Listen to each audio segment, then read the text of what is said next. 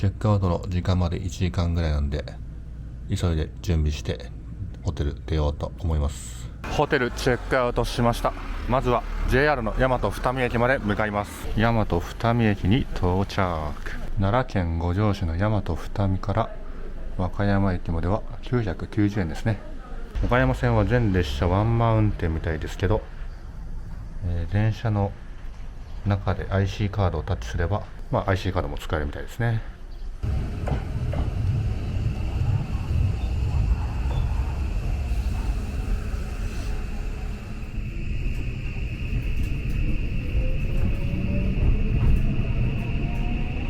次は下兵庫です。前の車両一番前のドアからお降りください。 The next stop is 下兵庫。下一站下兵库。下兵庫です。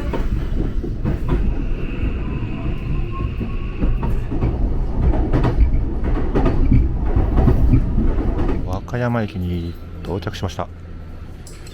結構遠かったですね。こちらが和歌山駅の駅前の様子ですね。とりあえずご飯と作業ができる場所を探したいと思います。無難ですが駅ビルの足りずにします。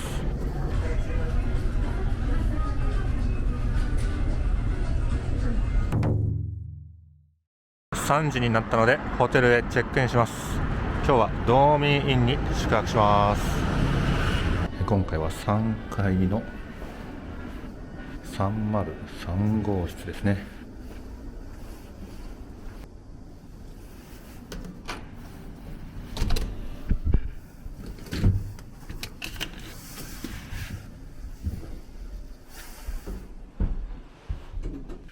部屋はこのようになっております。独立洗面台と、あとはトイレとバス。今回は公式サイトから予約したんで、公式サイト予約特典のフリードリンクいただいちゃいました。金麦にしました。こちらは夜ね、飲みましょう。冷蔵庫の中に入れておきます。これから7時ぐらいまで仕事します。さて、仕事を終えたんで飲みに行きます。東口徒歩すぐの吉文で今日は飲みたいと思います。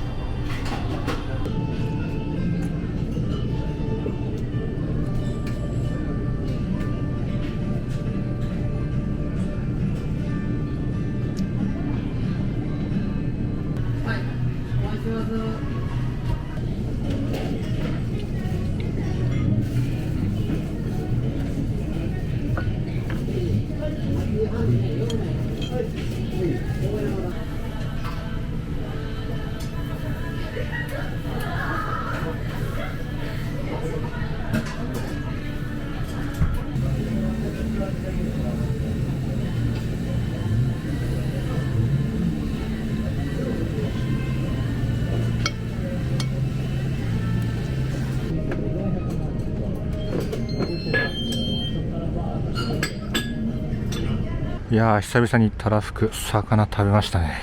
ホテルの部屋に戻ってきました。ドーミーインといえば天然温泉とサウナなんで楽しんできたいと思います。サウナで整ってきました。道民名物のイオナチそばと公式サイト予約特典の金麦をいただきます。サウナ後のビールもね、最高なんでね。いただきます。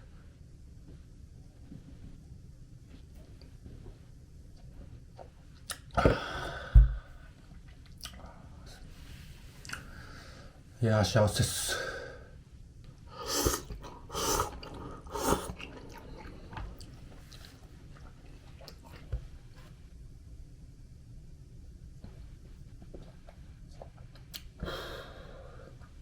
今日はこの辺で寝ます。それではおやすみなさい。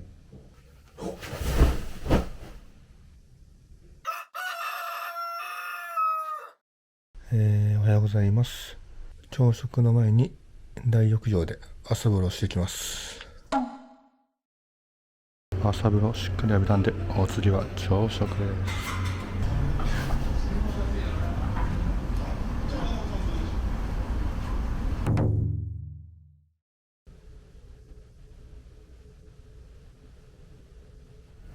いやー、気づいたらチェックアウトギリギリになってたんで、焦ってホテルチェックアウトしました。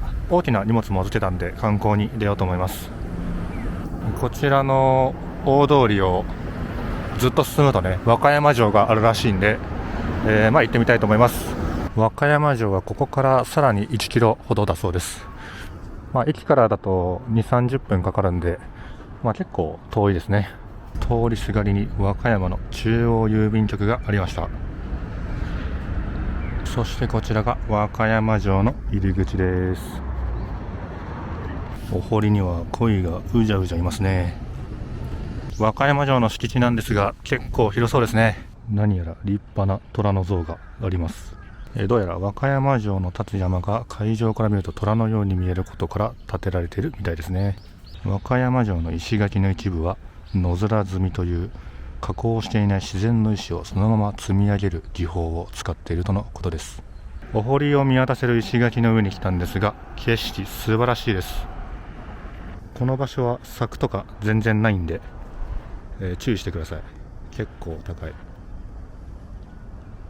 こちらは重要文化財の岡口門だそうです。今日は風がないんで、お堀の水面が鏡になってます。めちゃくちゃ美しいです。本日は休園のようですが、お城には動物園もあります。和歌山城の天守閣が見えてきました。この上にある本丸御殿の跡が現在は天守閣の撮影スポットになっているようですね。行ってみましょう。確かに素晴らしい眺めですね。和歌山城は1585年に豊臣秀吉の弟秀長によって建てられたお城なんだそうです。天守閣は太平洋戦争の時に一度焼失しているみたいで、今ある天守は昭和の時代に、新しく建て直された、鉄筋コンクリート製の、天守閣だそうです。さて、天守閣の中にも入ってみましょう。入場料は大人1人410円だそうです。近くまで来るとやっぱり迫力がありますね。中は博物館になってますね。こちらは紀州大名の籠だそうです。こちらは紀州藩士が使っていた鎧、かっこいいですね。シャチホコや鬼瓦も展示されております。こちらは和歌山城主の系譜ですね。豊臣秀長の後は桑山氏、浅野氏と続いて、最後は紀州の徳川家によって代々受け継がれてきたんですね。そしてこちらは最上階の様子。このように外に出て和歌山の街を一望することができます。こちらは紀州山地の方角。こちらが和歌山港の方角ですね。そしてこちらが和歌山市駅の方角です。天守閣への入り口にあるこちらの白石、なんとハート型。和歌山といえばやっぱり南高梅ですよね。ちゃんと和歌山城にも木があります。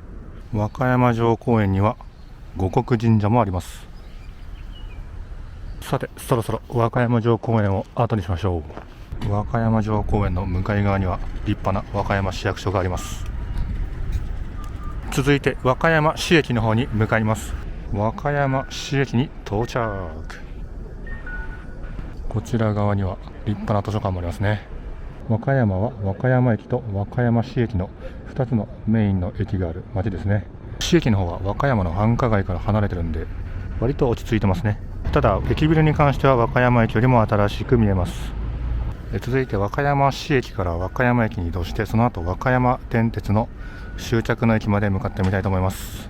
当初はこちらの和歌山市駅から和歌山駅まで JR で移動しようと思ってたんですけど、なんと接続が悪くて予定の電車に間に合わないということで、急遽バスで JR 和歌山駅に戻りたいと思います。こちらの医大病院行きのバスに乗車します。本町2丁目 JR 和歌山駅経由医大病院行きでございます。次は宇治でございます。 JR 和歌山駅に到着。和歌山電鉄に乗る際はJR の改札を一旦何もタッチせずに通って、こちらの地下通路を通って行けるそうです。和歌山電鉄はこちらの9番線ですね。あちらの窓口で切符を買えるみたいです。こちらのめっちゃ可愛い電車に乗って終点の岸駅まで向かいたいと思います。列車の側面は全部たまちゃんが絵が描いてますね。めっちゃ可愛いです。ちなみに和歌山から終点の岸までを往復すると、1日乗車券の方が20円安いということだったんで、こちらを購入しました。和歌山電鉄の運転間隔は1時間に 2,3 本ですね。車内も全部多摩ですね。至る所多摩。電車を降りるときも多摩。連結部分も多摩。子供向けの本まで置いてあります。これはすごい。扉が閉まります。ご注意ください。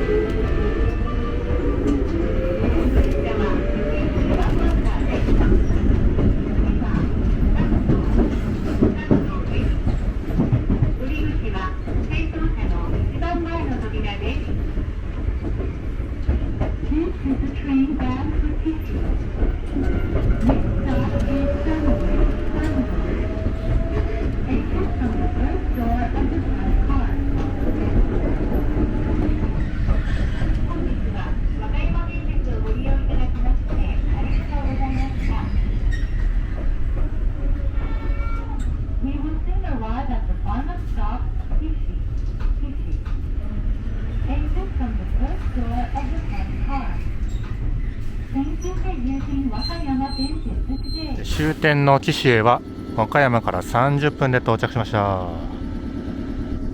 ホームに神社がある駅は珍しいですね。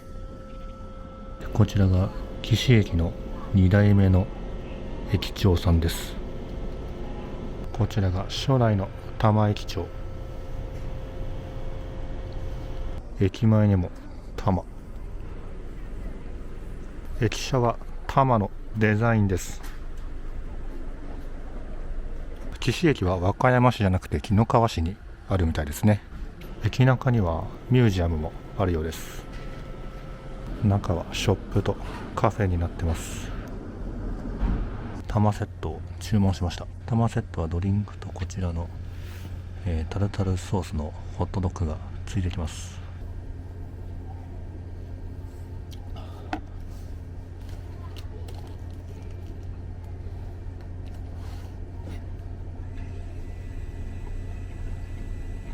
中は魚肉ソーセージですね。タルタルソースと合います。ナプキンに隠れてて見えなかったんですが、こちらのおせんべいもありました。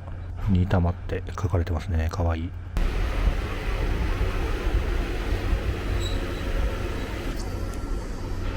お次はこちらの赤い梅干しの電車で隣駅まで足を運んでみたいと思います。こちらもなかなか凝ったデザインの電車ですね。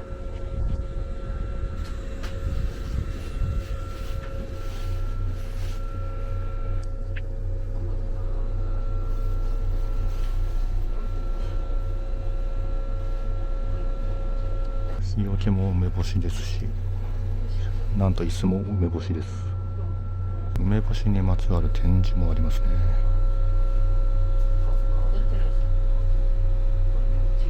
扉が閉まります。ご注意ください。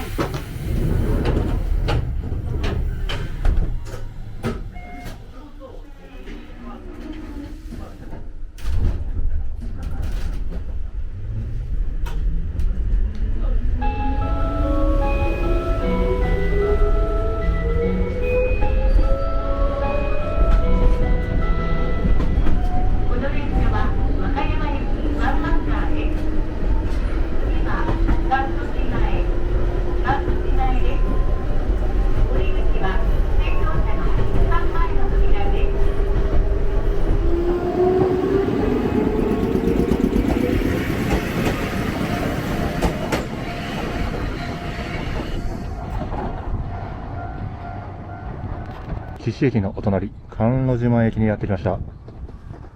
鬼滅の刃の柱の一人である甘露寺光さんと同じ名前の駅ということでね、このように濃い濃いとたくさんありますね。こちらのキャラクターもね、ちょっとね、甘露寺さんに似たようなキャラクターですね。まあ著作権の関係とかで本物はね載せられないんでしょうけど、甘露島駅の周辺の様子はこんな感じです。電車までしばらくあるんで周辺を散策してみます。甘露寺前駅から徒歩数分のところに駅名の由来となった甘露寺がありました。こちらは浄土宗のお寺のようです。甘露寺は結構小さなお寺ですね。ただ鬼滅の刃の聖地ということで一時期はかなり人が来ていたみたいです。もう一人の柱である姫島さんのお言葉も書かれております。続いて平池緑地公園にやってきました。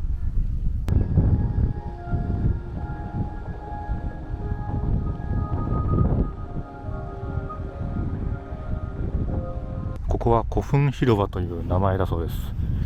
ちょっともっこりしてるこちらが古墳なんでしょうかね。古墳の上からの景色は結構いいです。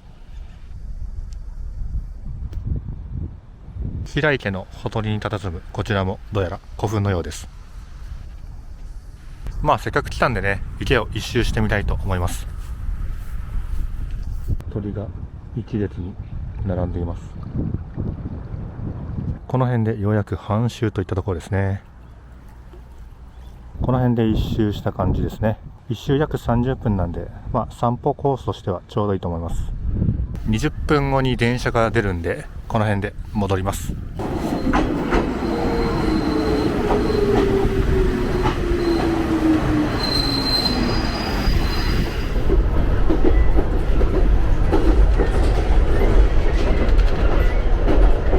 和歌山駅に戻ってきました。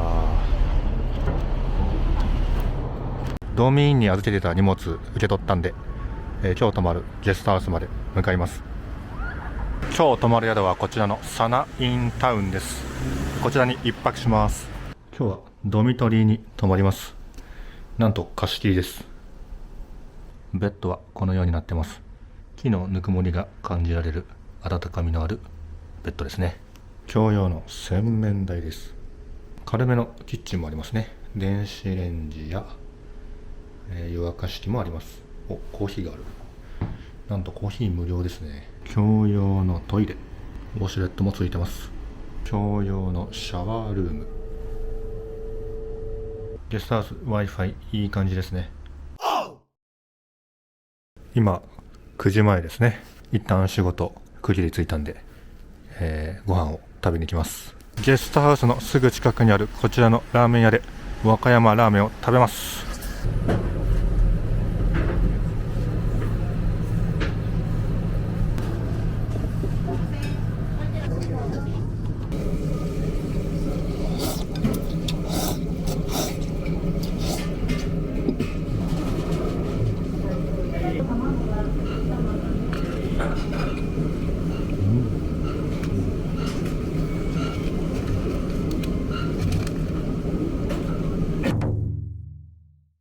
作業してアマプラ見てたらこんな時間になってしまいました。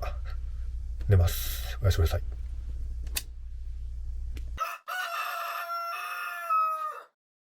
おはようございます。そろそろ起きましょう。ゲストハウスチェックアウトしました。まずは和歌山市駅へ向かいます。15分ほどで和歌山市駅到着しました。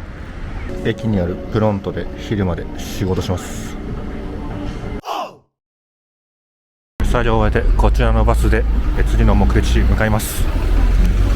本日は和歌山バスをご利用いただきありがとうございます。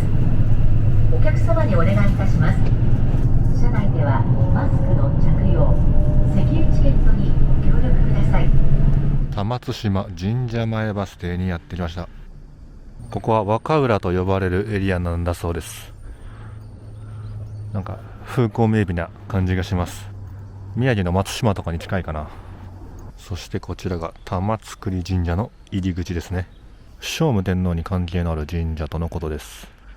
平安時代にはすでに、この地にあったらしいんで、結構歴史の古い神社ですね。そしてこちらが玉津島神社の建物ですね。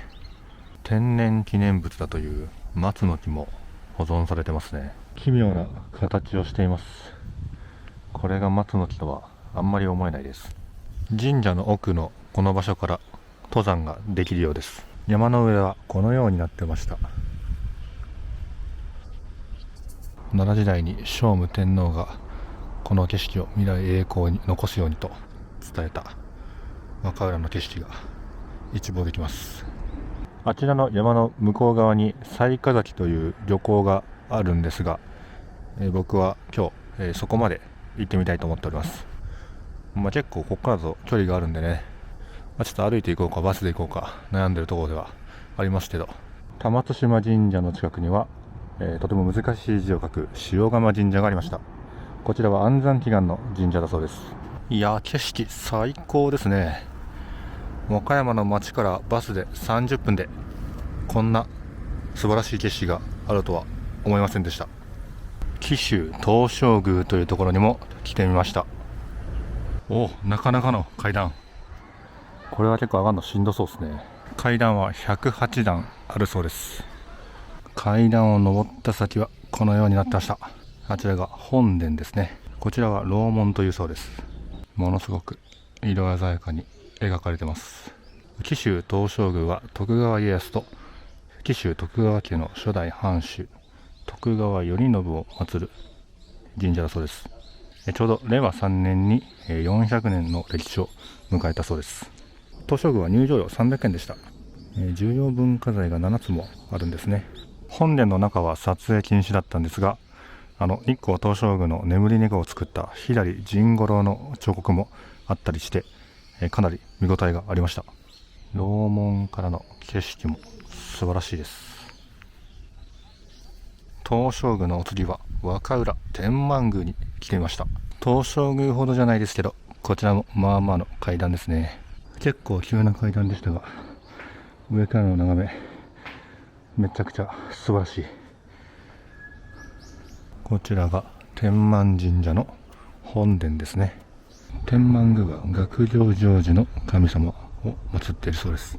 なので受験生の参拝者がたくさんいます。神社にみかん、実に和歌山という景色です。ランチここで食べたかったんですけど、時短営業でなんと終了してました。いや残念ですね。和歌浦湾を一望できるレストランとして結構人気みたいです。気を取り直して雑賀崎の港の方へ向かいましょう。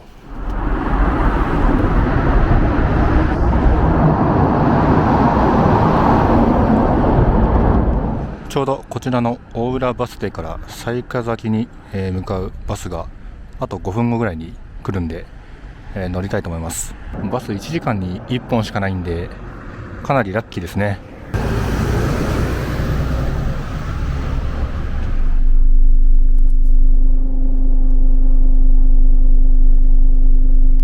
5分ほどで雑賀崎バス停到着しました。移動距離短かったですが、結構な山道だったんでバス使って正解だったかなと思います。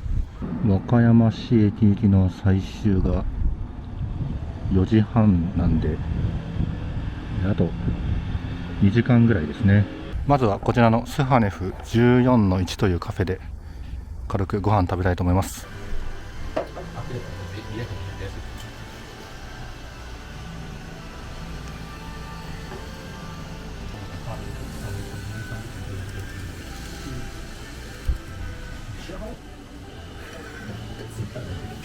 旅したい旅行したいから旅行したいは多分写真撮りたいっていう欲がある。釣りしたい釣りたいっていうあ、間違いなくああ今までやってこんな英語には見てないのかな。確かに水泳大会ばっかりやって学校の教学校あ、いいですね。僕この会でいや、結構美味しかったです。このお店なんとテラスもあります。いや、景色素晴らしいですね。あと1時間ちょっとあるんでサクッと雑賀崎の街を散策しましょう。こちらが雑賀崎の漁港ですね。結構広いです。この辺一帯はシラス漁が盛んみたいです。山と海の間に家が密集しております。結構この辺コンクリートの家が多いんで、もしかしたら、風が強いからその対策かもしれません。漁師町といえば普通は猫なんですけど、雑賀崎は犬が多いですね。このワンちゃん以外にも何匹か見かけました。いや、道がめちゃくちゃ狭いです。これは初めて来たら結構迷いそうですね。こちらが雑賀崎の灯台です。灯台側の景色は最高です。太平洋、そして瀬戸内海に近いので波はとても穏やかですね。あちらには岩が3つあります。こちらは和歌山港の方角です。ここの若野浦海岸も瀬戸内海国立公園の一部なんですね。さあ、ぼちぼちバス停の方向へ戻りましょう。雑賀崎は丘陵部に家々が立ち並んでいるんで、日本のアマルフィとも使用されるとのこと。旅館もあるんですね。双子島荘というそうです。ここは昔旅館だった廃墟ですね。ネット上では心霊スポットとしても有名らしいです。さっきは犬が多かったんですけど、この辺は猫が多いですね。と言いつつ犬もいますね。こんだけいるってことは多分繁殖してるんでしょうね。ここから先は立ち入り禁止ですが、落書きも結構あるんで人は立ち入ってそうですね。この辺まで来ると和歌山港の工場地帯を一望できます。来る時に降りた雑賀崎バス停の一つ手前の雑賀崎遊園バス停に戻ってきました。和歌山市駅行きの最終バス16時35分まであと10分ちょっとです。こちらのバスに乗り遅れると、この道を20分ほど歩いた先にある大浦のバス停まで行かないといけないみたいなんで、雑賀崎来られる際は注意してください。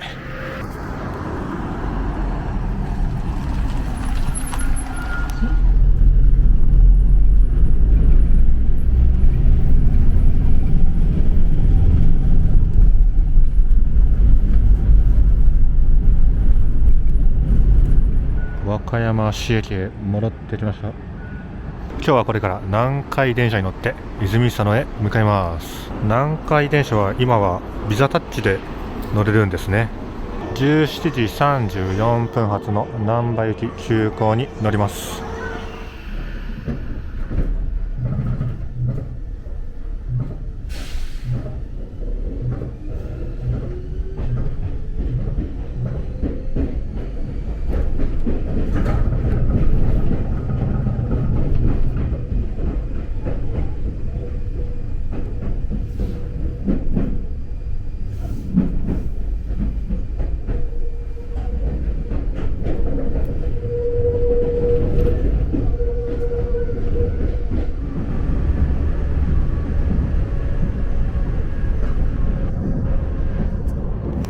泉佐野駅に到着。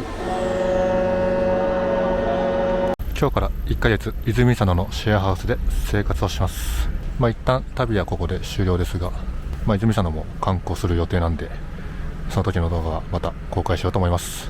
それではまた次回の動画でお会いしましょう。